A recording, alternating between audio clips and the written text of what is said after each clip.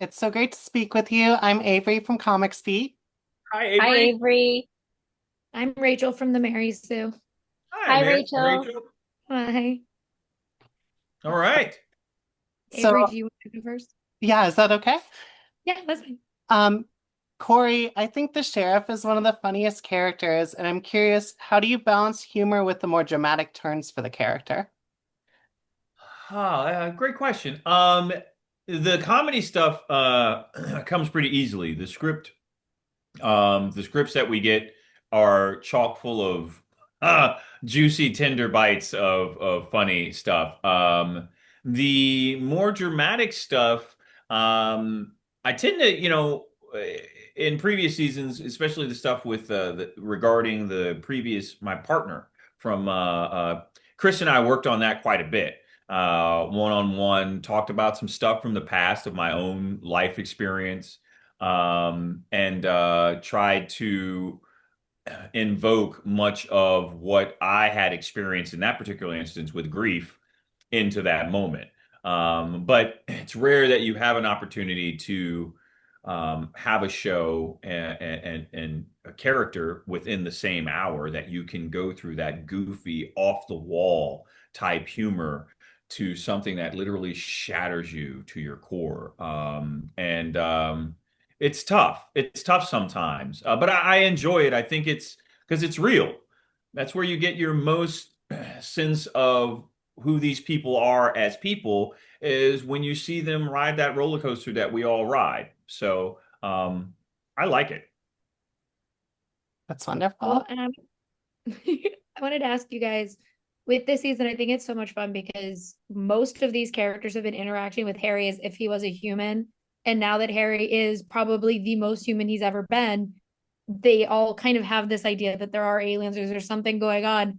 I wasn't getting to work with Alan on those scenes and like making it a little bit more like, okay, well, now they're interacting and he's human, but everyone is kind of aware that something else is out there. Yeah. Well, I think with working with Alan and working with him playing Harry all these years, um, I mean, I know for my character, she just accepted that he was odd from the start. And Mhm. she was just like, and I think my character has a line in the pilot where I say it's okay for everyone to be a little bit different sometimes. And so I think now that he's human, for my character, I don't know that she notices a big difference in him because he is still, even if he's human, he is still an a.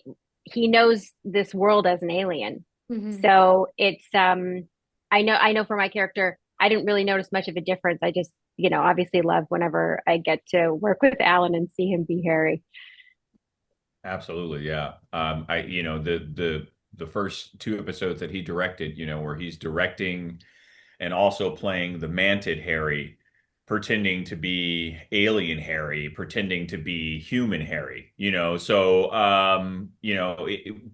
watching that happen was fun. I thoroughly enjoyed manted Harry. Um, Hmm. The the slicked jokes back about the hair. given, yeah, you know what I mean. That Harry to me was pretty interesting. It also was an interesting way to kind of to harken back to the pilot, the beginning of watching, as I mentioned in another interview, and I'll try to keep this brief because I talk a long time. Hmm. But watching Manted Harry in comparison to Alien Harry, who's now been human, we can see how Harry's been humanized because Manted Harry is actually in reality closer to first season Harry's personality. So to get that dichotomy taking place between the two of them within the same show structure, I thought was like really, really cool. And to see Alan kind of really throw on a lot of hats at the same time and wear them well. Yes. I don't know how he did it. Yeah, that was wild. Elizabeth, Liv has come so far over the course of the series. Can you talk to us about what it's been like playing this character through such a significant evolution?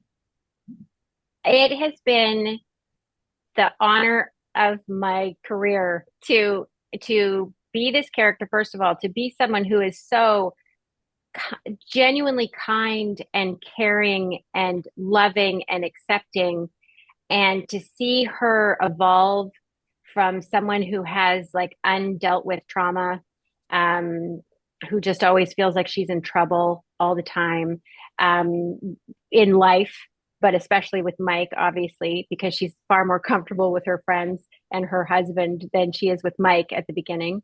But yeah, to be able to see, it's like watching, it's sort of like watching your kid grow up, because it's like, she was this scared rabbit at the beginning, and now she is this strong, um, seemingly pretty much always assertive, confident, kick-ass person, and she's great at her job. So it has been, I feel like I could write a love letter to my character. I've loved playing her so much.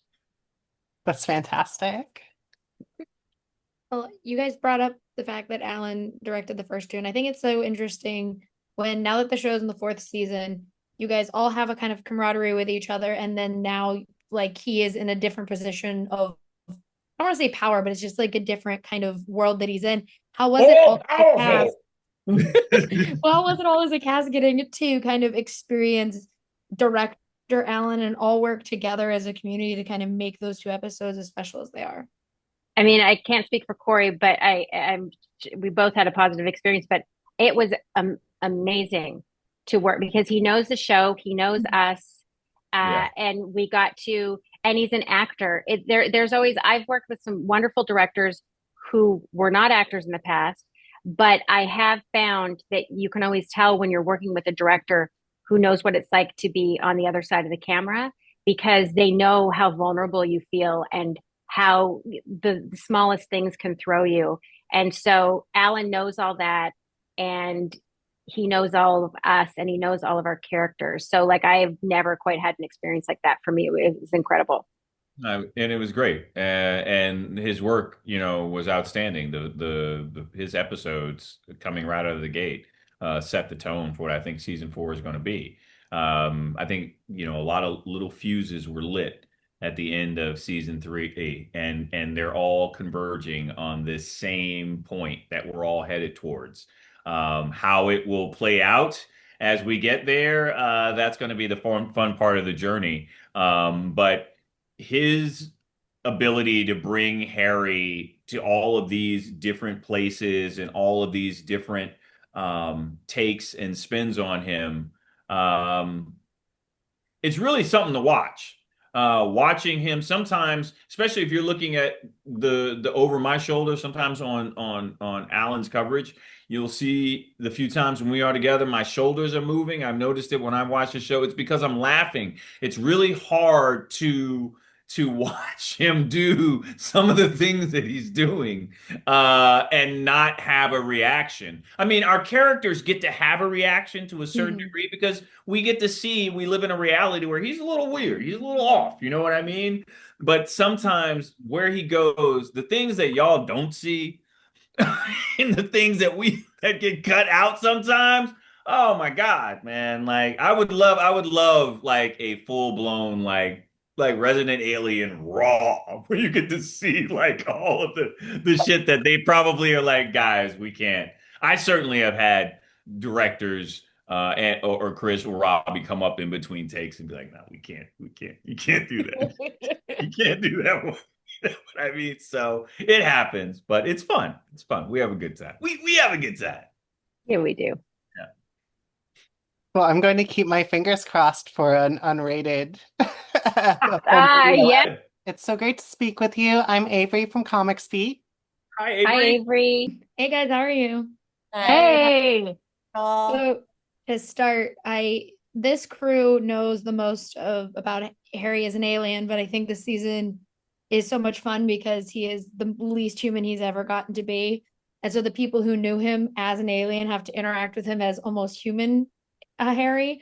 So how was it getting to work on those scenes and like see how these characters would interact with a different version of Harry, as it were? Like, for instance, for my one scene with a manted version of Harry, I loved just being like, what's this? Oh, I don't care. Like, I can't, I think that Darcy's so sick of dealing with Harry because of his relationship with Asta. She has such FOMO because she's just like anything he does, she's already going to be rolling her eyes. So this whole new personality, she's like, whatever this is, I hate it. I think in season 1, I got to witness Alan figuring out how alien he was at different times. Mhm. And I then had this mirror experience watching Alan figure out how human he was at different times. And I think that goes hand in hand with his, his version of Harry and what people see. What he's experiencing was quite method in a way. Alan trying to figure out Harry the alien and also trying to figure out Harry the human. And it was I remember there being moments this season where I would be in a scene with him and he wasn't doing his normal Harry shtick. And I was a little bit like, who are you? Like, what, who am I talking to? Because it's not Alan, it's still Harry.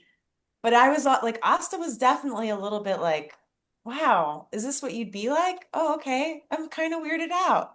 I kind of miss Harry the alien. No offense, Yeah.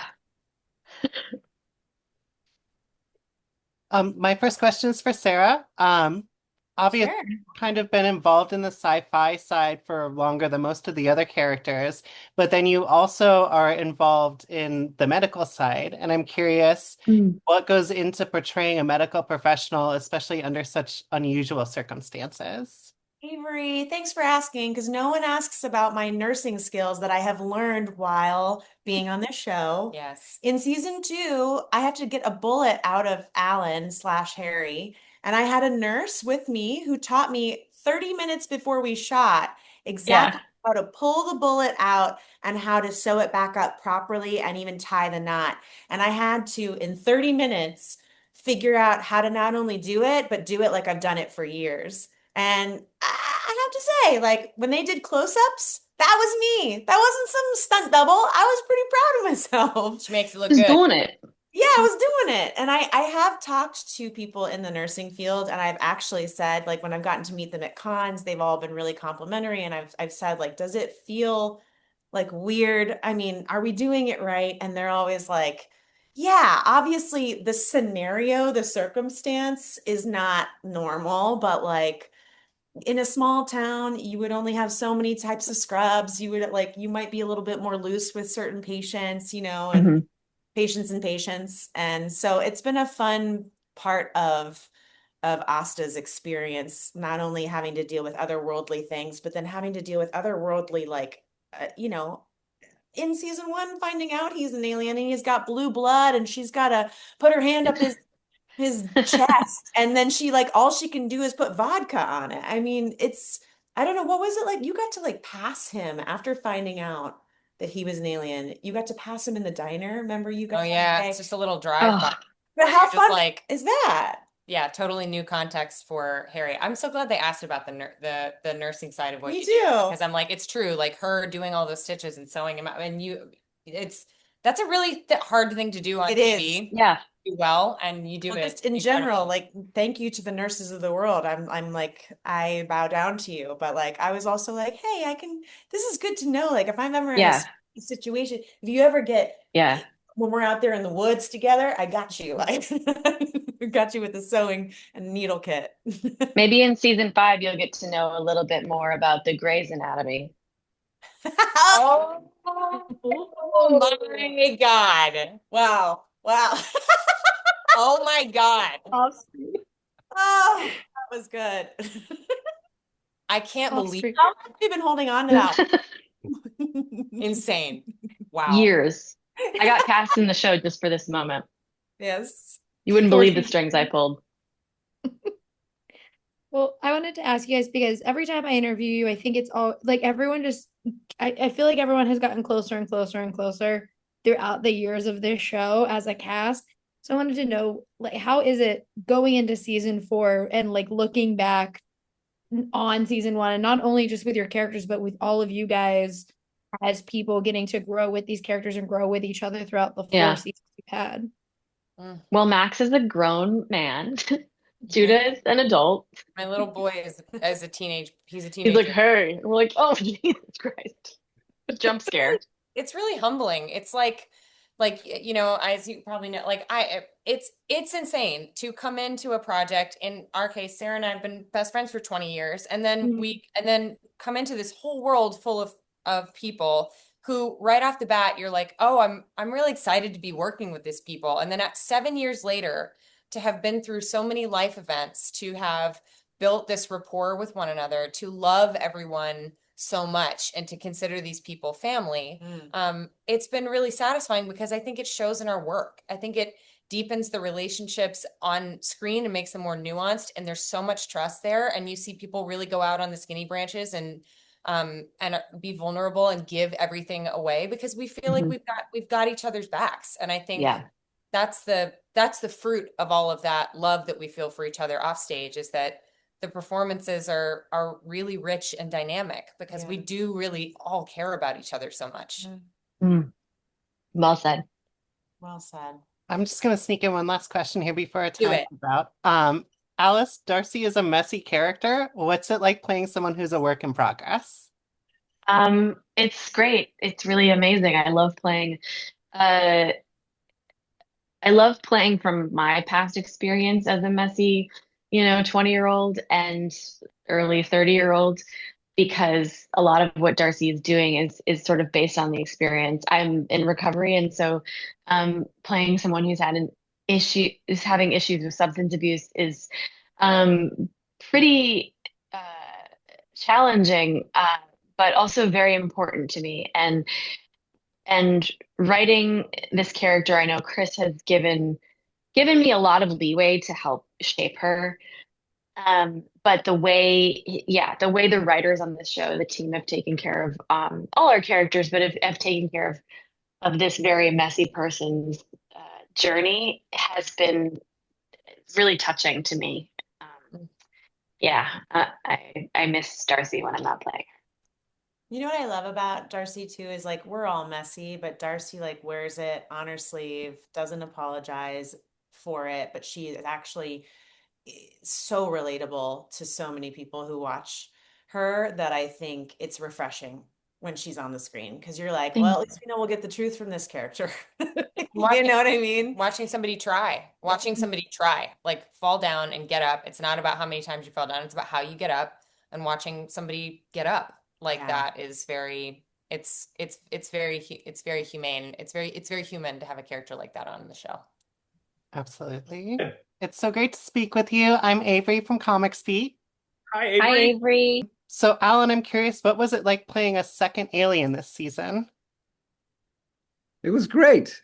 I wish I could have played a third. I liked being the mantid. He was cool. I liked getting to smoke cigarettes. I'd actually asked Chris if I could smoke cigarettes because I saw him as this appetite. He lands, he's there, he's a predator, and that was another way to express that. And he was like, "Yeah, sure," because I had smoked when I was younger, and I thought it was something I could do on camera, and I never get to do it on camera.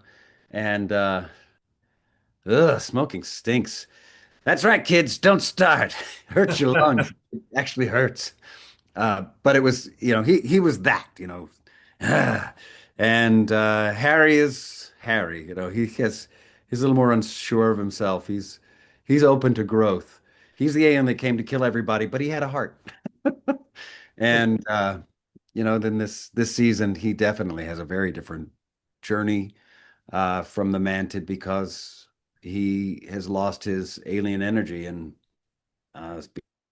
becomes more human and is left with his DNA. Just he's human now.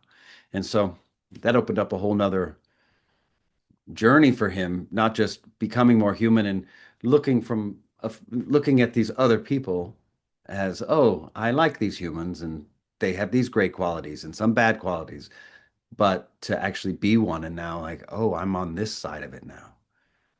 And having to come to accept that part of himself as it is was pretty great. I wanted to ask because obviously Chris and Ellen, you guys have worked together now. This 4 seasons of building out who Harry is and how Alan and you approach it.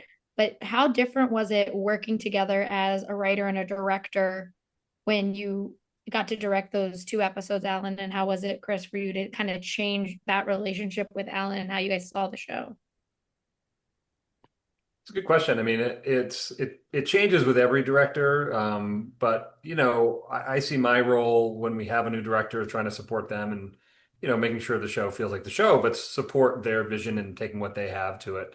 And it was a joy to have Alan there because he brings so much to it that other directors can't because they're not part of the show. Alan knows the show inside and out and knows what parts of it we can push, what parts of it we shouldn't be able to push. So he added so much, especially comedic stuff while he was shooting, which is an ability I think he has that a lot of the other directors don't, because they just don't know. They don't know the subtleties of the show, as well as Alan, and they also don't know comedy as well as Alan. So it was for me, it was great. And you can see watching those episodes, there's so much in those episodes that we wouldn't have if Alan wasn't directing. So I thought it was great. Yeah, it was exciting for me to see the other side and to see Chris's involvement in everything, and his help on episodes. He knows where all the stories are going, you know. So so I'm doing the first 2 scripts, but he knows what's happening in script 8. So if something that I'm pushing an actor to do is like, no, don't, that's going to be. That isn't true. The road you've gone down it doesn't play out that way. So he's invaluable. He is the show.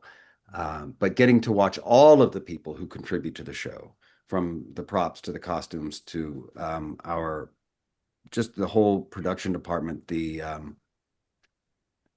who build the sets and all of the props. God, I love the props. I used to do props. Just to see how. There's a thing when you direct, and I don't want to take too much time here, but there's a thing you direct, and it's called, what is it called? Something day, show and tell, or anyway. Props. Yeah, show and tell. Show and tell. You go around the table, and every prop you're using in that episode is laid out. And there's like 2 or 3 of them, like, is this the toothbrush we want to use? No, we wanted one with a pick at the end because we got a bit where he has to pick and then you go down. I mean, that's how much people are storytelling together. It was a great time. Hi, I'm Karen Butler with UPI. I just got tossed in, kind of a late entry. Hey, Karen Butler. Now the party can start. I just wanted to ask you really quickly, with each season, more and more people find out Harry's identity. I was wondering how the dynamics shift this season with his found family. I'm sorry. Oh, you go for it, Chris. I don't want to give away what happens as far as knowledge this season. But I will say that anytime anyone new finds out about Harry, it adds, a new dynamic to the show, which is always helpful. But you also don't want to do it too quickly because, there's also energy in the secret of it and people not knowing what's going on. So it was really a great move at the end of season 2 to have Darcy find out, because then you can come into season 3 with a whole new piece of storytelling, where now Darcy's part of it all. So adding someone else to that list, carries a lot of weight, and we've got to be careful when that does happen.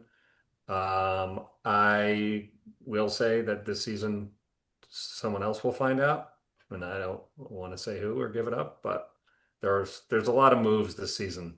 There's a lot going on this season that drives the show forward very quickly. One thing you don't want to do, especially with, a couple hundred TV shows on the air, is to take your time and bore people. So we've always been very conscious of doing big setups and big payoffs, and with every episode trying to have a lot of stuff happen. So that this season is a very good example of that. Anything to add, Alan? No, that was exactly what I would have said. To the word. That's our brains. I think we are. Yes. Yeah. Thank you. Chris, I know part of it is personal experience, but I'm curious if you could tell us a bit about the inspirations behind the series. And I'm specifically curious if one of them was Communion by Whitley Strieber. I mean, Communion I've now read several times. Terrifying book. And we did a shout out to it more than once, but in season one, we have Gracie, who plays Sahar, reading it with her eyes open. Like, I think a child should be reading that book. Yeah, I mean, obviously the comics are the true inspiration, and that was the story. The reason I love the comics is because I always have loved aliens, and I had a take on it that was maybe using an alien to sort of talk about humanity. But I've always loved that dynamic of how people relate to aliens. People believe in them, people don't believe in them. I think it says a lot about someone based on what they think. And I like the thought that, as scary as it is, just the thought of aliens to me is a little bit of this magic that I think's in the world of so much of the world is stuff that we don't really know, and a lot of it becomes about faith. But it is interesting that a lot of people don't believe in it. But if you really do a deep dive into it, it's hard not to. It's hard to read Communion and not believe that there's something out there. Um, it's it's also hard to read Communion in a farmhouse in the middle of Connecticut because you're convinced you're not going to survive the night alone. Well, I wanted to ask a really kind of dumb, fun question to you, Alan, Uh-huh. because one of my favorite recent videos is getting to see my boy K2 back, but it was you in the mocap suit, like throwing dudes. So it was Oh, just like Alan Tudyk doing the throwing, and I thought that was so funny. But then compared to watching you play a humanized version of Harry was equally as funny. So what for you was harder, playing a human Harry or pretending that you were a giant robot just chucking some dudes again in Andor season 2? it was I think the more challenging thing is the the acting. The physical throwing things around in the robot. They've got ropes to do that, and stuntmen are so great, and uh they know what they're doing. You're just there to play along. Uh Harry becoming a human was it opened up I had access to more of my emotions as an actor. He could in moments connect with what was happening and the stakes of things. Whereas as an alien, he's always that doesn't matter. It's always he he had a lot of comfort in his indestructibleness. He was tough to kill, and so it was it's that's more work, but it's good work.